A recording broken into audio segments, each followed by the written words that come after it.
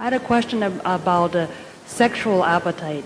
I think for men, it's almost that the compulsive nature that we have adopted. And I'm wondering whether or not if one becomes more spiritual, their sexual appetite also becomes not so much a compulsive appetite. See, every aspect of your life, a human being is capable of making it conscious.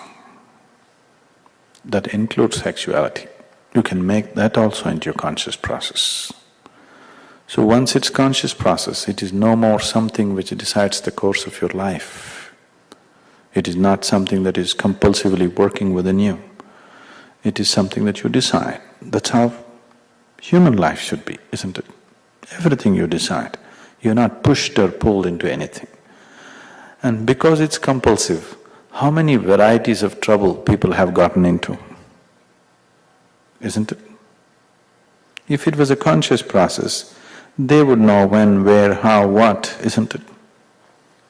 Just see the kind of amount of abuse, sexual abuse that is happening. You're not even leaving infants. That's not normal, isn't it? That's not even human. That's not even animal, it's sub-animal, isn't it? Because it's such a compulsive force. And yes, it's most terrible for the child, but my sympathy is also for the man. How degenerated he must be, how compulsive he must be to do something like that. That a human being can reduce himself to that level. How compulsive a force it should be within himself to do such a thing, isn't it? So that's simply because no conscious process has been brought forth into life. If people did something consciously, at least for 10 minutes a day, you would see all these things would go down dramatically.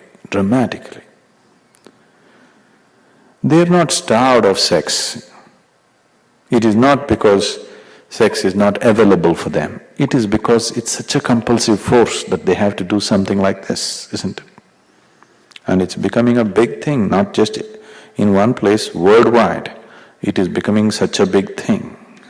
It is not that it's not been in the past, it's probably more coming out now than ever before. But it's always been like this. People are clothed in human body, but living like absolute animals within themselves, doing things that even an animal would hesitate to do, isn't it?